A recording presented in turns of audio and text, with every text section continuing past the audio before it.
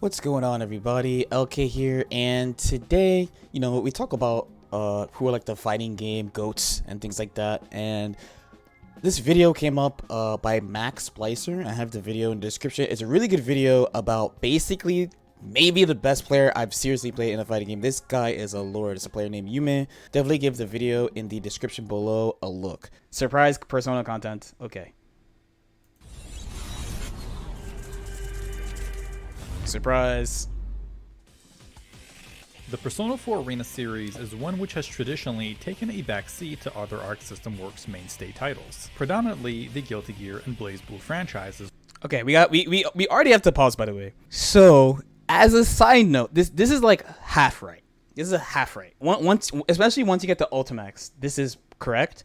When this game fucking dropped, bro, when this game dropped, no other anime game existed. This game fucking destroyed arcades in Japan, and when this game came out in the US, like legit, like that was I was like, so I think I mentioned this when I talk about like old BB every now and then, but when BB came out, I was like, oh, this is gonna be like the SF4 of anime. And when I say SF4, I mean like, oh, the games are gonna get more popular, not the games for scrubs. I was like, oh, the games are gonna get more popular because of this game.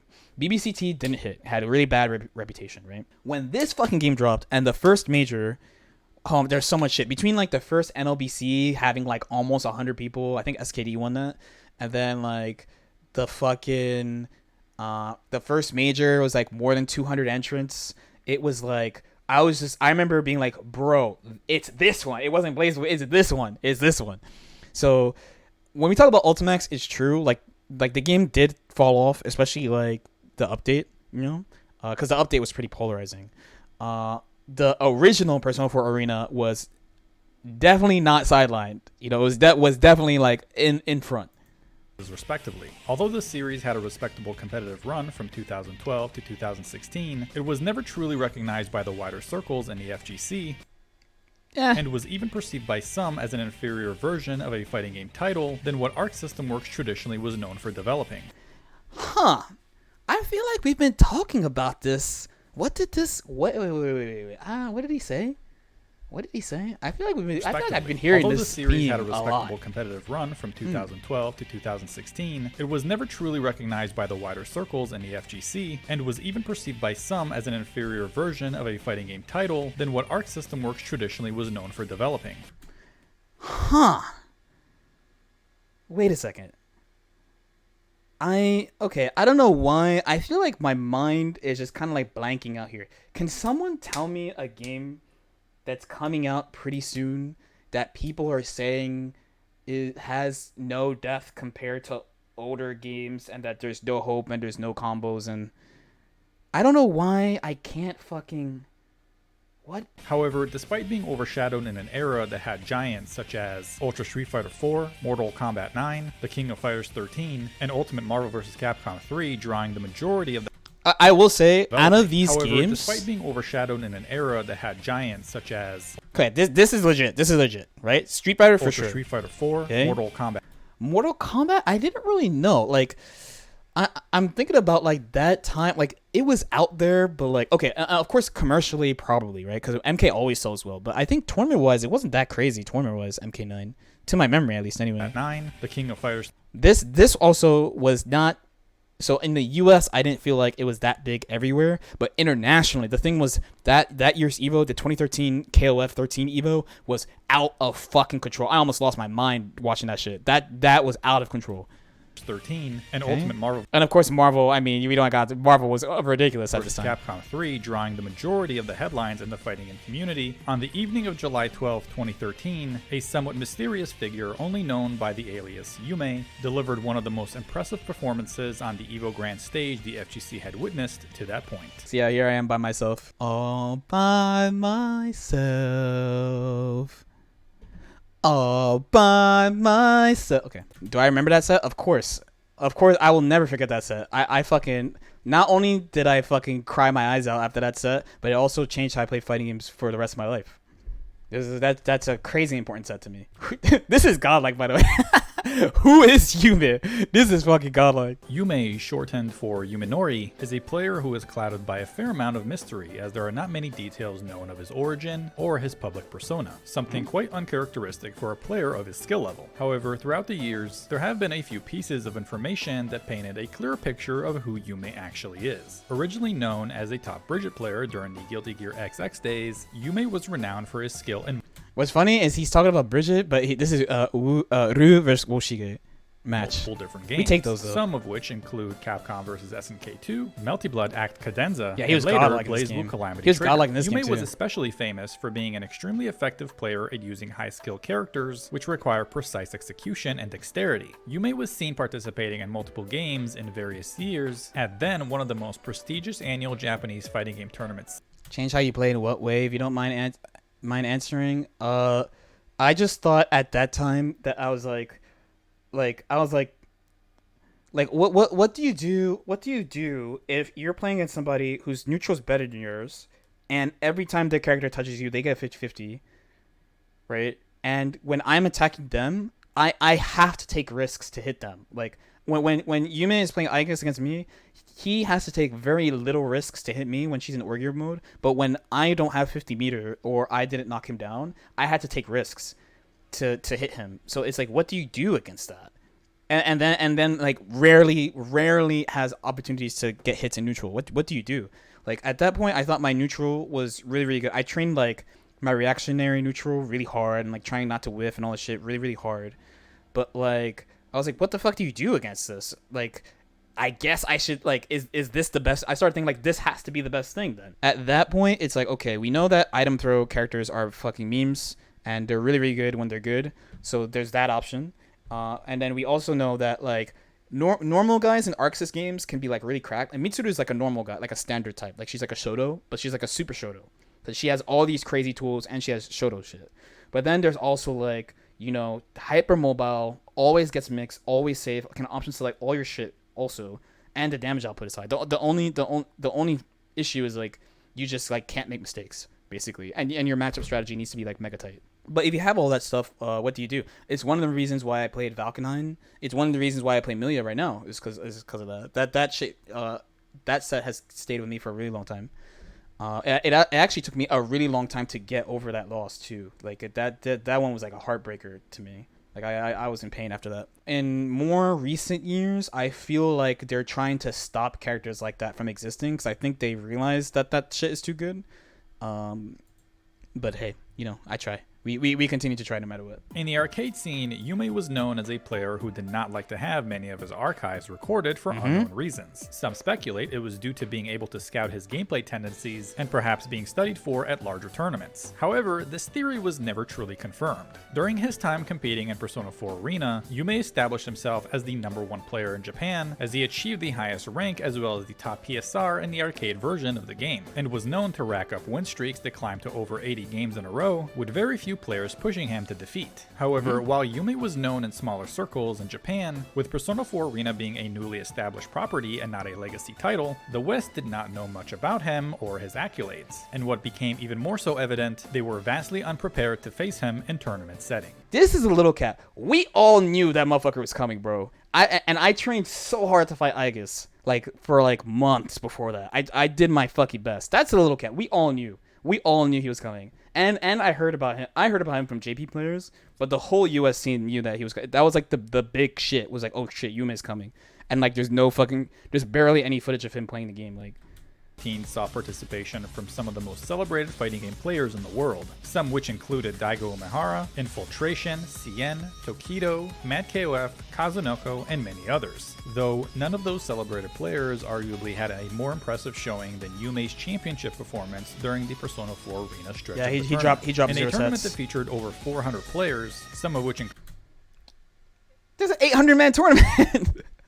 Bruh, over 400 players. This was dead ass. I'm pretty sure this was like I want to say into 700s this tournament. Why not just you can go find the exact number of how many people entered. The bracket's still up somewhere. Included top level talent such as Tokido, Kazunoko, Breaker Dave, Bananaken, Daichan, LordKnight, and many others, Yume would go on to separate himself from the pack by dominating his competition, going 10-0 overall, all the while never dropping a single game during pools, semifinals, or the top 8. However, the winning record alone, albeit extremely impressive, was only further emphasized by Yume's spectacular high-level performance in which he completely demolished other top-level competition. The moment came by way of the winners finals match against arguably the best Persona 4 Arena player in the US at the time. Pain. I'm not the best US player of this game. It's not me. It's not me. It's somebody else on some shit. On some real shit. It's not me. It's not me. But thank you. Thank you, the person who made this video. The best US player did not play in this tournament. It's not me, it's not Bananaken. It's SKD. SKD is the best US player in this game. Lord. It's not Humble. I didn't beat him. I didn't beat him. It was quickly noticed in the eyes of everyone that there are levels to being the best, and Yume's absolute masterpiece versus LordKnight further proved that realization. In the opening round, Yume had already established his experience by quickly breaking a throw attempt from LordKnight after an intentionally ambiguous drop combo for a reset. Soon after that sequence, that didn't go Yume under for real? to bully LordKnight with constant pressure, eventually baiting his attempted use of a guard cancel to win the first. They gotta talk about the fucking.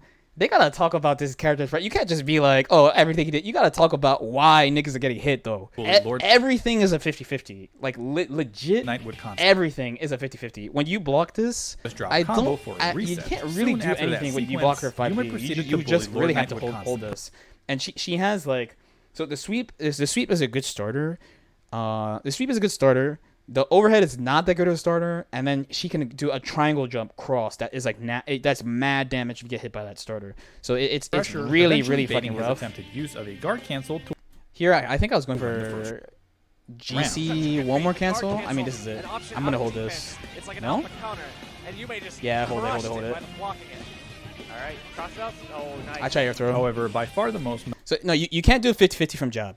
Well, okay, that's not true. You can, but doing it from low blocks and attacks is risky. Doing it from, like, jump-ins or 5B is not risky.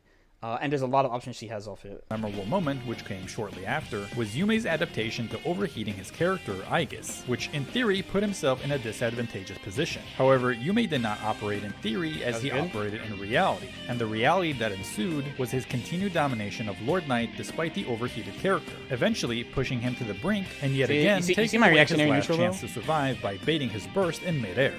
Look at the oh yeah, he had to burn.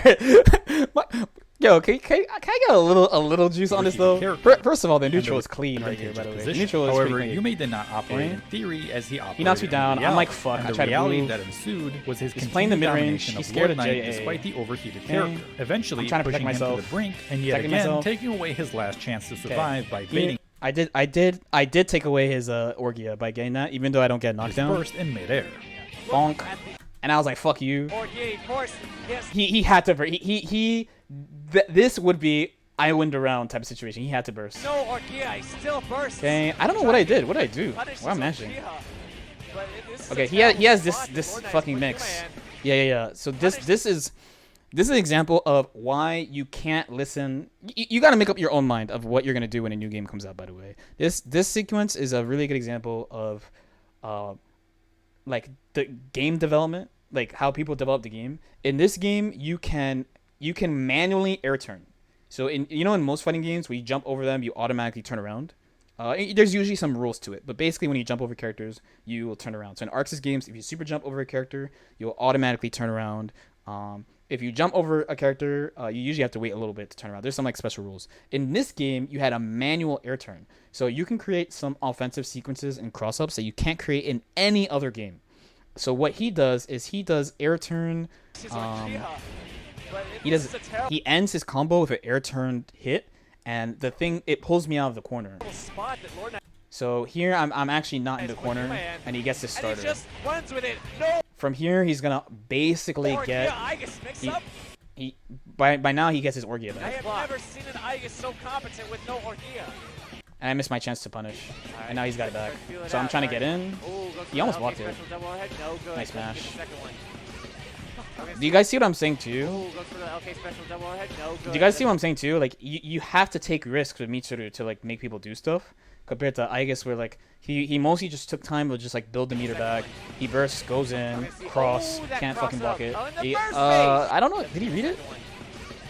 I'm gonna see. Oh, that cross up. No, he owes this. Oh, in the first base. Oh my God, this should be it for Lord Knight. I'm gonna die. I was in a really good spot this round, by the way. I was in a really good spot in this round because I got the counter. This is pain. So you guys need a little bit of background on this too. This is about Yume, so I want them to gas up my boy. I gotta defend myself. But it's actually not losing. That's the issue for me. It would be pretty easy to just be like, oh man, he got fucked. It's the L, right? No, it's actually not that. It's I have like my mental was not good in the past when I started. My mental was really bad for a long time, like a long time. So like there's a bunch of shit going on running through my mind right now. One is actually I'm like, yo, he's OD. Like, what the fuck am I gonna do? But then also two, it's I have two previous Evo runs before this, right? Where I get second. But in both grand finals that I play in, I don't win any games in both grand finals that I play.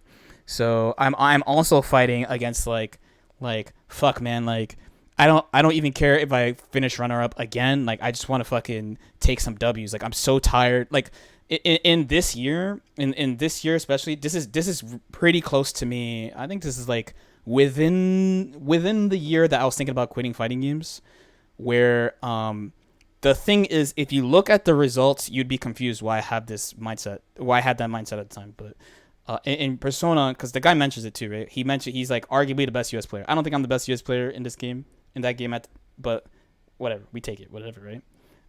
All I was doing was winning or finishing second in the majority of events. I flubbed a couple of times, like every now and then I would flub. Like I think that year's Winter Brawl, I got like 13th or something. But like I won final round, I won CEO, I got second at UFGT. I got second at Apex. So I'm basically showing up.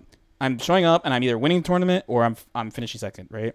But it got to the point really fast where when I win, I'm carried. When I lose, I'm garbage, and I always get second. So all my wins are ignored, despite being I was the number one seed for this tournament. But the scene ignored all the W's I got. Anytime I lose, I'm garbage, right? So I have that in my head too. Like so while I'm playing Evo, I have the pressure of the Evo is really big, and like, can I get all the way? Also, can I get there all the way? And if I get there, can I even win? Because I don't feel like I'm not sure. I'm feeling like really uncertain. So like, I'm thinking not just about the game, but I'm like, what are people going to say about this? Which is bad. It's definitely bad mental. You can think about that after. You think about that after. You don't think about it during. You never think about it during. If you think about it during, you're fucked. You're fucked. It took me I almost quit over that shit. I almost quit fighting games over that. That was a really rough time. It's also why I don't gas myself up about past results that much, because like, who cares?